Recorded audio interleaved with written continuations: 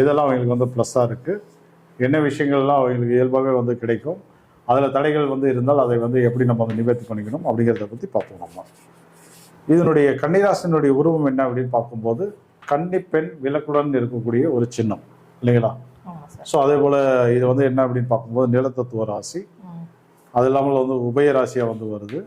ராசி அதிபதி யார் அப்படின்னு பார்க்கும்போது புதன் பகவான். ஸோ இது வந்து காலபுருஷ தத்துவோடய பார்க்கும்போது 6ஆம் இடம் இல்லைங்களா? உபயம் அப்படின்னு என்ன கேட்டிங்கன்னா இப்போ ஸ்தரம் ஸ்திரம் உபயம் அப்படின்னு நம்ம வந்து எடுத்துக்குவோம். உபயம் அப்படின்னு என்னன்னு பார்க்கும்போது உபயம் அப்படின்னாக்க அது வந்து அலைபாய்வதுன்னு எடுக்கலாம் நம்ம, அதாவது நிலையற்ற குணம்னு எடுக்கலாம் நம்ம உபயம் அப்படின்னு பார்க்கும்போது. ஆமாம் ஆமாம், அதாவது ஆசிலேஷன், மனம் வந்து எப்பொழுதுமே ஒரு ஆசிலேஷனாகவே இருக்கும். ஸோ இந்த வீட்டினுடைய அதிபதி யாருன்னு பார்க்கும்போது புதன். புதன்னா என்ன சொல்லணும்னா அந்த காதல், கவிதை, எழுத்து, கற்பனை, ஸோ இதெல்லாம் புதனுக்கு உண்டான விஷயங்கள் தான். இந்த கன்னி பெண் விளக்கு, ஸோ இது என்ன குறிக்குது அப்படின்னு பார்க்கும்போது நமக்கு இதெல்லாம் நீங்கள் கனெக்ட் பண்ணீங்க அப்படின்னாக்கா பொதுவாகவே இந்த கன்னி ராசி என்பது காதலை குறிக்கக்கூடிய ஒரு ராசி. ஆக்சுவலாக வந்து என்னென்னா கன்னி ராசி கன்னி லக்ன நேயர்களுக்கு என்ன இருக்கும், காதல் என்பது எளிதில் வந்து வந்துடும். காதல் அப்படின்னா நம்ம வந்து எதிர்பாளர் மேலே வரக்கூடிய காதல் மட்டும் வந்து கிடையாது, உறவுகள் மூலமாக. அப்போ அம்மாவை நம்ம வந்து லவ் பண்ணலாம், அப்பா, கூட பிறந்த அண்ணன் தங்கை, அத்தை, உறவுகளையும் நம்ம வந்து நேசிக்கலாம். ஏன் இந்த பிரபஞ்சத்தில் இருக்கக்கூடிய இயற்கைகளை கூட நேசிக்கலாம். ஸோ இந்த காதல் என்பது கன்னிராசி கன்னிலக்ன நேயர்களுக்கு எளிதில் வந்து வசப்படும் சொல்லலாம். அதை வந்து அவங்களுக்கு வந்து ரொம்ப ஒரு ஹாப்பியான ஒரு விஷயமா இருக்கும், ரொம்ப பிடிச்சதா சொல்லலாம். சரிங்களா? இந்த காதல் என்பது என்னன்னா காதலுக்கு வந்து திருமணத்துக்கு முன்னாடி தான் வரணுன்ற அவசியம் இல்லை, திருமணத்துக்கு பின்னாடி கூட கணவன் மனைவி வந்து லவ் பண்ணலாம் இல்லையா? அதுவும் வந்து ஒரு வித காதல் தானே.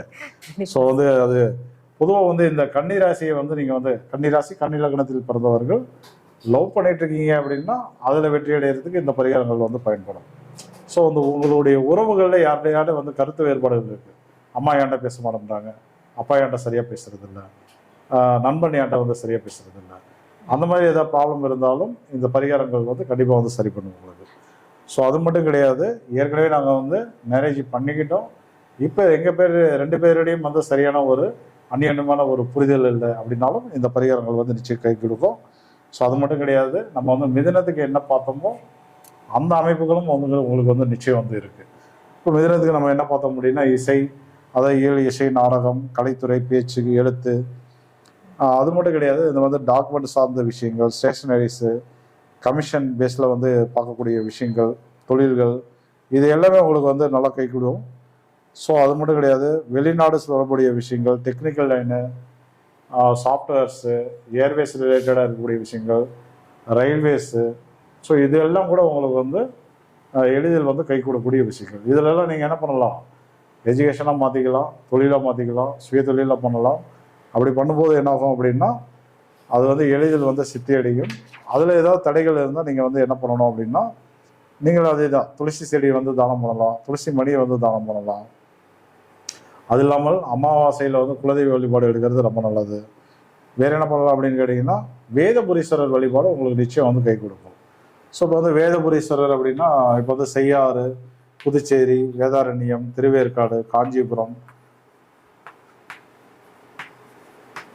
ஆலப்புழா கேரளா, அதே போல் வேலூரில் இருக்கக்கூடிய தன்வந்திரி பீடம், ஸோ இது எல்லாமே இந்த இடங்கள்ல எல்லாமே வந்து பார்த்தீங்க அப்படின்னாக்க உங்களுக்கு உண்டான வழிபாடுகளாக வந்து எடுத்துக்கலாம்.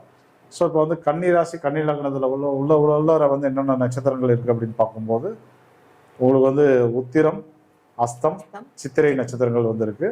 ஸோ அந்த நட்சத்திரங்களை பலப்படுத்தணும்னா என்ன பண்ணணும் அப்படின்னு சொல்லிட்டு சீனியர் பீனா வந்து சொல்லுவாங்க. இப்போ கன்னிராசி வந்து அதிபதி புதன். ஸோ அந்த கன்னிராசிக்குள்ள 3 நட்சத்திரங்கள் இருக்குது, உத்திரம், அஸ்தம், சித்திரை, இந்த 3 நட்சத்திரங்கள் அதுக்குள்ளே இருக்குது. இப்போ உத்திரத்துக்கு வந்து நான் அதோட 1ஆம் பாதம் வந்து சிம்மத்தில் வரும், நான் அதை பற்றி விரிவாக சொல்லிட்டேன். அடுத்ததான் அஸ்தம் நட்சத்திரம். ஸோ அஸ்தம் நட்சத்திரம் வந்து சந்திர பகவானின் ஆதிக்கம் உள்ள நட்சத்திரம்.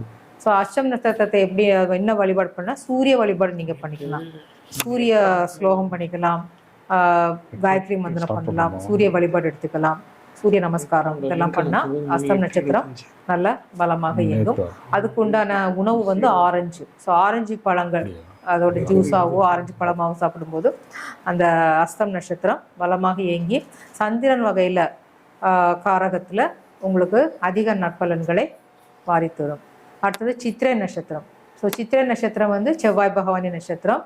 ஸோ சித்திரைக்கு உண்டான வழிபாடு வந்து காமாட்சி அம்மன் வழிபாடு நீங்கள் எடுத்துக்கலாம். இதற்கு உண்டான உணவு வந்து பப்பாளி உணவு. ஸோ இதை நீங்கள் உட்கொள்வது மூலம் இந்த சித்திரை செவ்வாய் பகவான் காரகங்களான எல்லாமே வந்து பூமி, நிலம், கட்டுமானம், இயந்திரம் எல்லா வகையிலும் உங்களுக்கு வந்து அதிக நற்பலனை வாரி வழங்கும்.